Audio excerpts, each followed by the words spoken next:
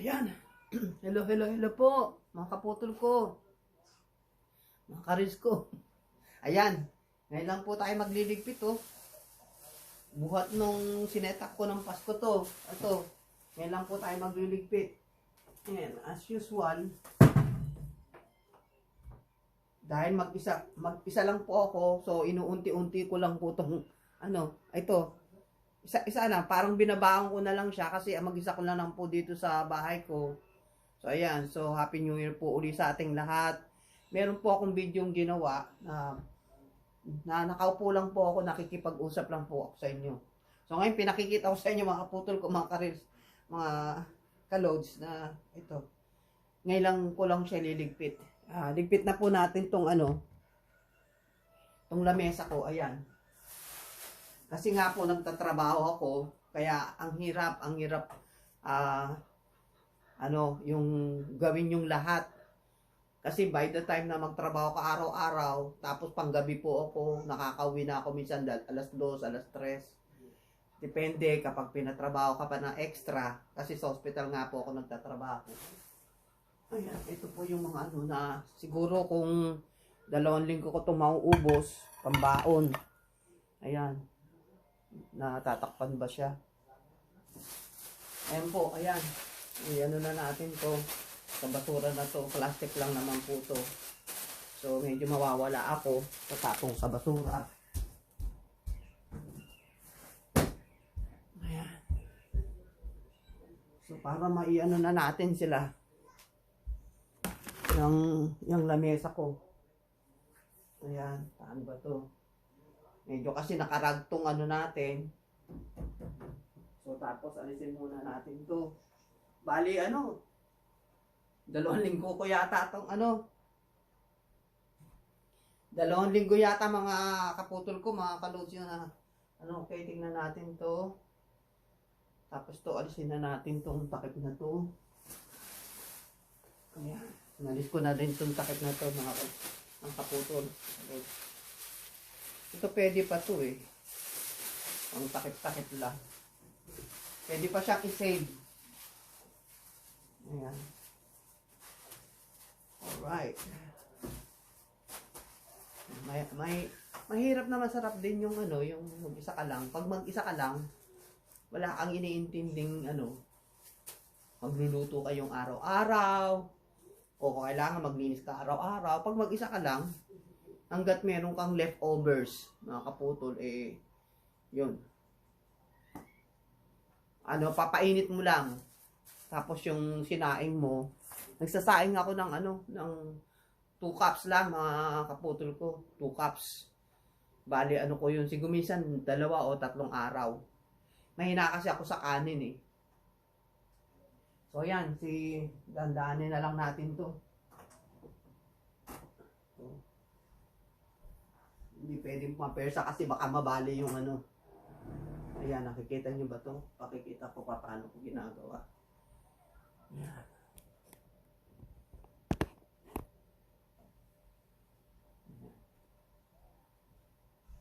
Ginagamit ko kasi yung cellphone isa. Kasi na-upload ko dun sa isang cellphone yung yung ang ginawa ko nung New Year na nakikipag-usap ako sa inyo. Okay. Natin to.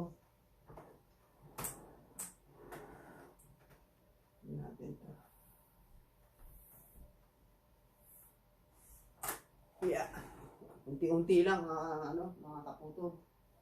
Ito pa yung pinagkanan ko, kagabi. Tabi ko muna rito.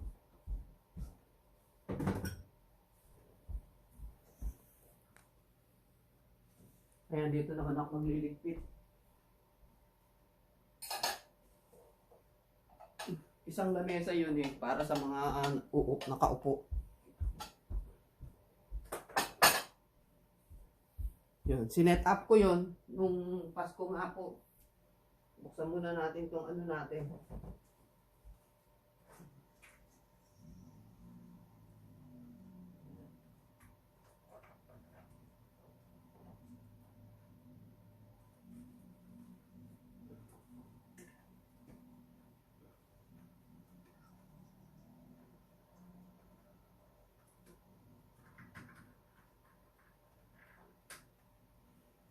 Yun nga po, mga kaputol ko, mga kalods, hindi ko kayo maigala dito sa part ng Washington kasi hindi talaga ako nagda-drive sa mga malalayo.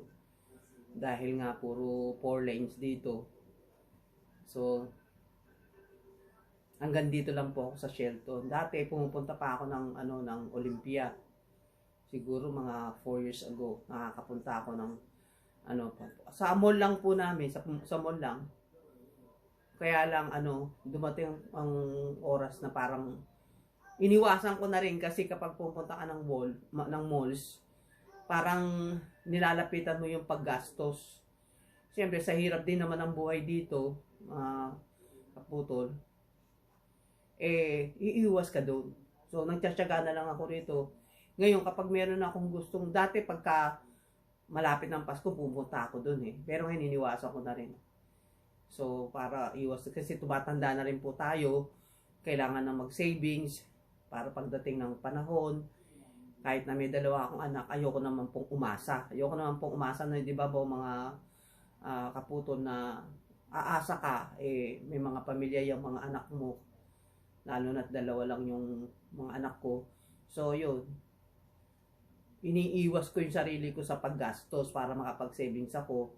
And then nagagastos ko rin yung ibang savings ko kasi tuwing umuwi ako. Kasi taon-taon po ako mga kaputol kung umuwi, kung napapansin nyo. Hindi ko na yata yun nakuhanan kaya hindi ko na i-upload. Hindi, na-i-upload ko yung pag-uwi ko. Alam ko na i-upload ko yun Na-i-upload ko ba dyan dito sa YouTube? Hindi ko na maatandaan. Kita mo kasi 65 na nga po itong January na to.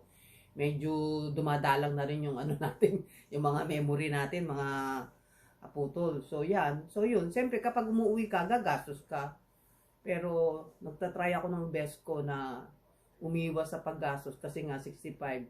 Inaantay ko nga lang po si PJ ko, yung bunso ko, dahil nga pinetition ko siya na di-delay yung interview niya. 2 years na kami naghihintay. Pero kung hindi nagka-COVID, 2 years nandito na siya talaga. Medyo yung ko. So, ayun. So, nag-aantay ako. And then, kung makarating na siya rito, doon ako magre-retire. Kasi pwede naman na ako mag-retire. Para makapagpahinga na rin. Yung nanay ko noon, pinag-retire ko noon. Pinahinto ko siya maghanap buhay. Ako yung nagtinda. Nagtitinda po kasi kami nga ng isda. Alam ko, nabanggit ko na yun din sa inyo. Na sa palengke sa Olongapo City. So ayun, gusto ko na rin magpahinga, pero hindi pwede kasi nga po ako nagpetition kay PJ.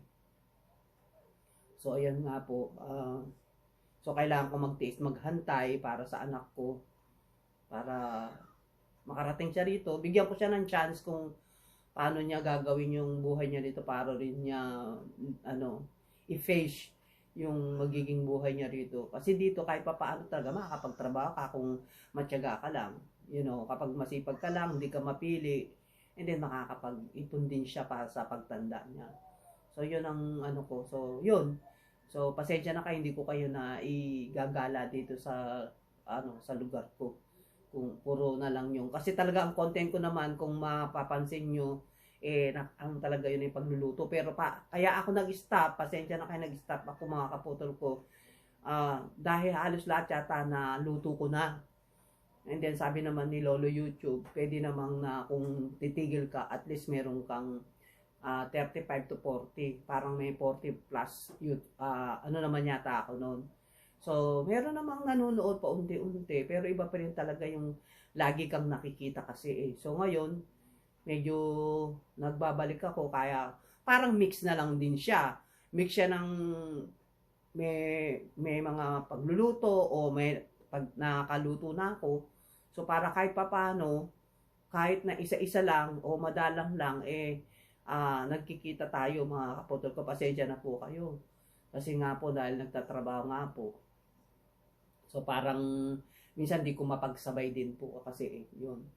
So, sana itong taon natin na maging okay tayong lahat at sana maging positive tayong lahat. At ang wish ko kasi talaga ngayon, ang pinopokus kong i-wish talaga mga kabataan Sana makita ng mga kabataan yung ano ba, yung kahalagahan ng pag-aaral. At kung hindi naman makapag-college, diskarte-diskarte lang dahil nakapag-high school naman sila at lalo na ngayon, K-12 tayo, 6 years yan, meron silang junior high and senior high. So sana kung yun lang ang ma-achieve nila, makapagtrabaho sila, pumokus ba sila talaga. Kasi pag matanda ka na, mga kabataan, magsisisi ka kung wala kang na-achieve. Kasi yun ang natin bilang isang tao, bilang mamamayan ng Pilipino, ng Pilipinas, o ng kung anumang bansa, dapat mga kabataan, magising kayo na kailangan, nagsisikhay kayo, nangangarap kayo, kinukuha nyo yung mga goals nyo. Huwag nyo ngantay na kapag mga mahihina na yung tuhod nyo, pag wala na talaga. So habang bata kasi marami ka talagang mga pagkakataon na ma-achieve mo at pag dumating ang panahon na makarating ka ng 50 mo, talagang achiever ka na tapos talagang marami ka ng nagawa na, para sa sarili mo, stable ka na. Yun ang ko ngayon sa 2024 Sana panalangin ko para sa mga kabataan, hindi lang dyan sa Pilipinas, maging sa buong mundo, na sana ma-open ang kanilang mga mata na it's about time na mangarap, magtrabaho, mag-savings, tapos magplano, So sana wag ding masyadong magastos sa mga gadgets, Kung pwede pa naman yung cellphone, pagtiyagaan, Kasi pinakamahalaga talaga yung savings talaga. Kahit sa mga apo ko, sinasabi ko yun pagka binibigyan ko yung mga apo ko, sinasabi ko na, at least mas merong yung savings. Tinuturo ko yung kahit na mga bata pa sila. Kasi mga anak ko naman, 2 sila, marunong naman sila mag-savings. So, yan. So, napadaldal na naman ako sa inyo, mga kaputol ko. So, ito, tuloy na natin to, ha. Diyan muna kayo. Mag-isa ko lang kasi. Ayan. So, nakalimutan ko na. Bakit ko pag ginanon? Pahaba ito Pahaba ito mga kaputo. Tingnan mo, sabi ko sa inyo na ako Bakit ko siya inaano? Dapat dito ko na lang siya dinalaw kanina pa Ayan, i-adjust natin tong ko natin. Para nakikita niyo yung mga galaw ko. Ayan Mali yung paghablot ko Ayan. Natin. Tapos siya. Nagkamali ako Dapat pahaba. Ayan, pahaba Pahaba. Ayan. Usog ka ron. Ayan. Tapos, alisin na natin itong mga to. Ayan. Yung nga pa sinasabi ko, Ano naman kaya yung nalaglag? May narinig ako nalaglag.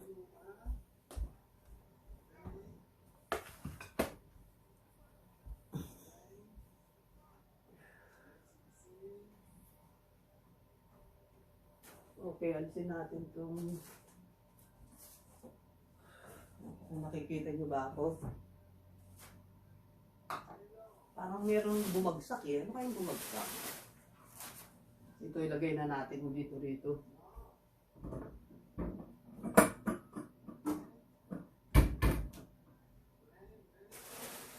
Oops.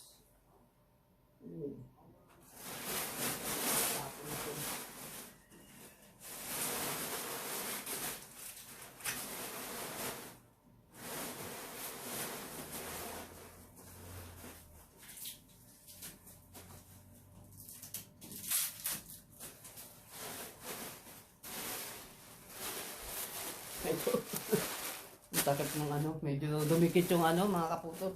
Tapon na natin. Alright. So, paano ba to?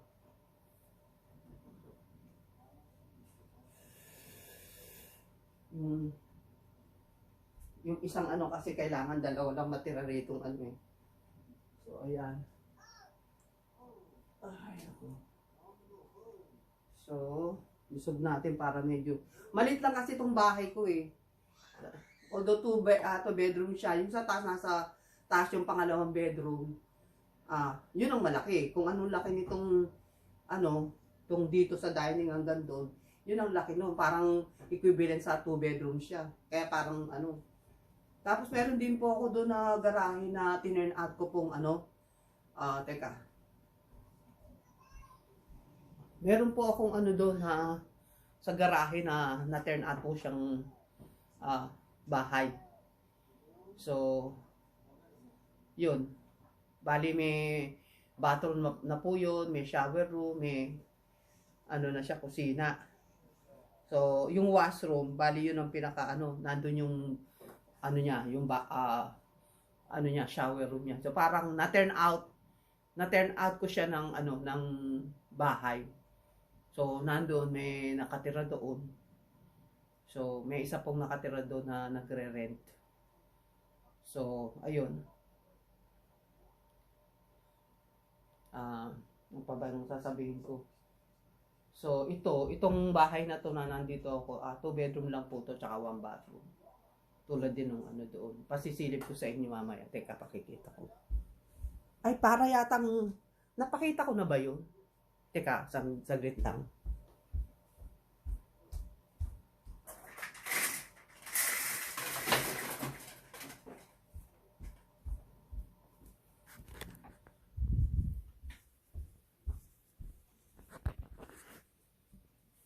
Ayun o.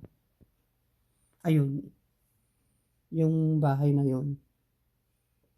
Ayan. Kasi nakakata. Pero yung bahay na yan, na talagang garahe, sinara. Kaya naging bahay na po yan. Ayan siya. O yan. So, balik na natin siya rito. Balik na natin. So, saglit lang po.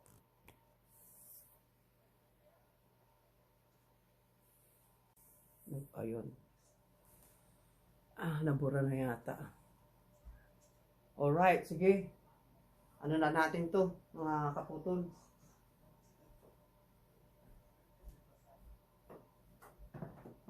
Parang maano siya.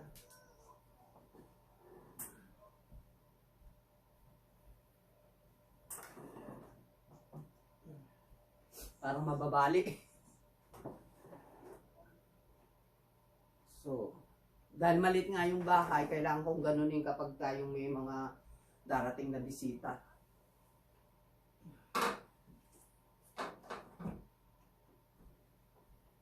Tapos, iakyat ko siya.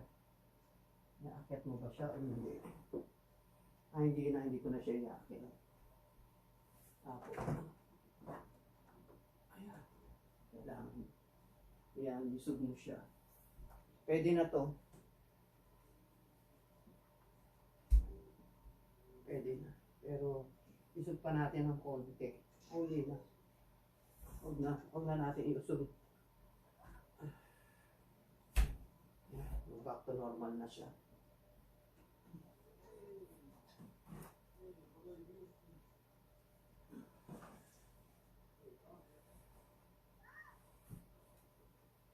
Ayan. Back to normal na yung lamesa ko, mga kaputol. Teka, lagay natin itong... Dito ko lang sinasabit yung ko, yung jacket kong pang trabaho ng pang araw-araw. Kaputol.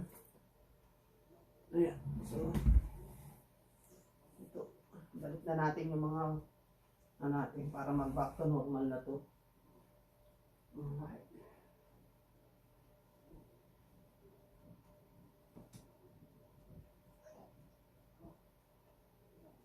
Alright. Pang isa.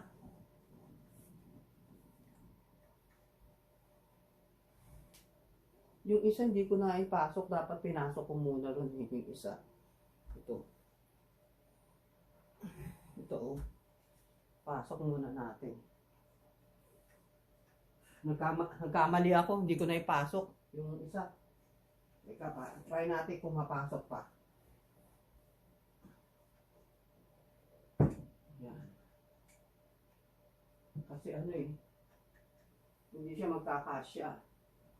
Kailangan maipasok dito yung isa. Teka. Ayun. Inano ko, hinila ko mga kaputol. Yan. Pasok natin dito.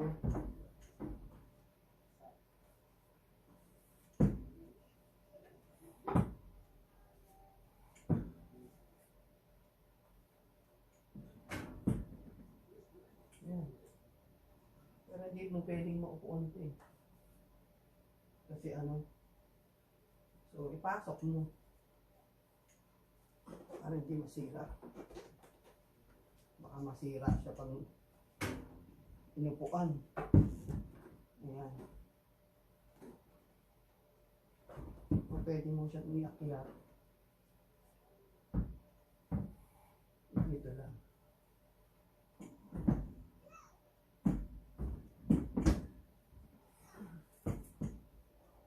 Hindi rin talaga. Ano ba yung ginawa ko noon? Alam ko, inusog ko siya rito. Inusog nga natin pa ng konti. Usog pa natin ng konti mga kaputol. Ayan. Usog natin konti. Ayan. Para... Ayan. Matagal mag-ayos mga kaputol.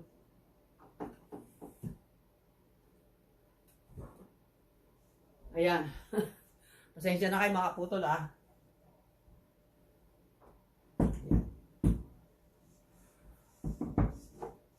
Ayun.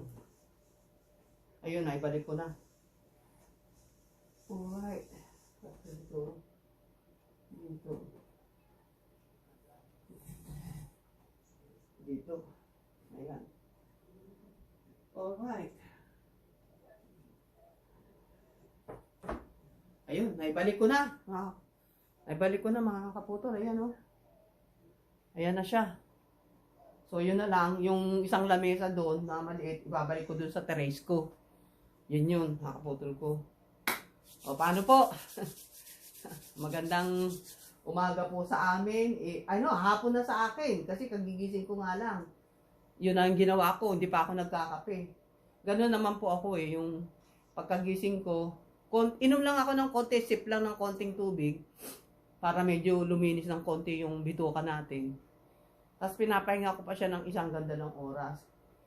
Hindi ako kumakain po ng basa-basa sa almusal para pinapahinga po natin yung mga lamang loob natin, yung mga nagda-digest sa atin dyan, yung gallbladder natin, yung liver natin. Ayan, may nga na ako. So, isa pa rin kasi yun sa pag-aalaga natin na kasi noon yun nga po yung mga mali natin noon na pagkagising kain ka agad. Pero ngayon kasi naunawaan na natin yung mga scientists, mga doktor na hindi tayo dapat na pagkagising kakain kasi nga po ang paliwanag nila yung nung natutulog tayo yun yung time na gumigiling, nagtatrabaho. Habang tulog tayo nagtatrabaho yan tayo tulog, pero yung mga lamang natin dito, mga parts ng body natin sa loob nagtatrabaho sila. Nang gumigiling, nililinis, pinaghihiwala, yung toxic at hindi toxic. So yun, ngayon kung paggising mo, kapapahinga lang naman nila noon, nagpapahinga na sila, patatrabahuin mo na naman na uli. Hindi mo binigyan ng break time. Kumbaga sa yung palang ibig sabihin ng breakfast, break talaga. Tayo na pagkamala ng mas marami namang tao mga kahit sa ang bansa naman na ang breakfast breakfast, nakakain ka ng breakfast mo. Pero ang ibig pala sabihin ng yun, sabi ng mga ibang doktor ngayon nowadays break parang oops, break muna, wag ka muna magpapasok ng pagkain kasi katatapos lang, kapapahinga lang ng ano natin, ang gallbladder natin, ang mga liver natin na ano, 'di ba? Yung bato natin yung sa ano natin, mga lamang loob natin na nagtatrabaho sa atin na nagda-digest, papasukan mo na naman ng basura 'yan. You know? So, yun nga, na-mention ko yung basura, hindi nga po basurahan yung tiyan natin. So, huwag nating lagyan ng sobra-sobra. Tama-tama, kung kakain kayo ng kanin, kanin lang. Pero kung kakain kayo ng karne, hanggat maaari, karne lang muna eh. And then after couple of hours, kung gusto mo nang sabayan ng kanin, yun. Kasi sabi nila, pag kanin tapos karne, napakabigat nun. Hirap na hirap daw po ang ano natin, gallbladder natin, at ang liver natin. So yun ang natutunan ko. Siguro, mga ilang years naman na natutunan ko yun. Alam ko, na-share ko na rin yun sa inyo. Nakaupo ako nun dito Ewan ko, alam ko na-share ko yun. So yun. So, pag nagising ako ng 12:30, ito yung kagad din nasikaso ko nga dahil nga at-rest na. Kailangan ibalik ko na sa dating gawi yung ano ko, yung lamesa ko. So, yung po, hindi po kaagad ako, iinom lang ako, magsisip lang ako ng tubig para banlawan yung ano ko, yung mga bituka ko. Tapos mag-aantay ako. Kasi, hindi pa naman nagsasabi ng gutom Hindi pa ako gutom usually ang oras na gutom ko, 3:00 na sa amin. Yun, 3:00. Yun ang pinaka break, yung breakfast ko, kaya parang brunch na. And then, ang kasunod nun, kung hindi 7:00, 9:00. Kasi, papasok ako ng 5:00. Tapos, ayoko naman kumain kaagad ng 7:00 yung first break time ko. May dalawa akong break time 7 tsaka 9. 9 o'clock ako kumakain. Kasi, meron pa akong 4 hours para mag-digest. So, sa paggalaw ko ng 4 na oras, for sure, madadigest din yun. Kumbaga talagang, siyempre gumagalaw ko, so madadigest talaga din yun. So, ayun. Tapos yung pag-iwas nga rin po natin na sa gabi, hanggat maaari, pwede tayo mag-slight snack kung nagutom tayo pagka mga bandang 9, 10 o'clock at gising ka pa, nanonood ng TV, mga kaputol ko.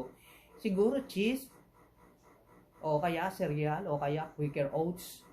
Yung mga ganun, huwag nang masyadong mabibigat para hindi na natin patrabahuin. Sa umaga, sa hapon, tsaka sa umaga lang natin pwede silang patrabahuin. Pero huwag sobra-sobra, parang huwag natin gagawin parang basura yung tiyan natin para umaba ang buhay natin. Iingatan din po natin ang natin, kalusugan natin. O sige, marami na po yun. Baka umaba na po ang namin at iwas din ako mag-upload ng video na sobrang mahaba. Alam ko kasi maiinip kayo Paano po? Maraming pong salamat sa pagtangkilik sa aking munting YouTube channel. Salamat din po sa pagbabalik nyo, sa mga silent viewers ko, sa aking mga subscriber. Sana dumami pa rin po ang aking mga subscriber. Sana pagtiyagaan nyo rin po ako. So, ako nga rin po uli ang inyong kaputol na sinori, kaputol, ibig sabihin ng kapatid, kapatad. Kaputol is Kapampangan. So, yun po ang napili ko. Kaya marami nagsasabi bakit kaputol, kasi kapatid, kasi magkakapatid po tayo lahat. Again, maraming po salamat. Tomorrow's another day. Salamat po for watching. Bye-bye. Love you. Ingat po tayo palagi. God loves us. Bye-bye po. Bye-bye.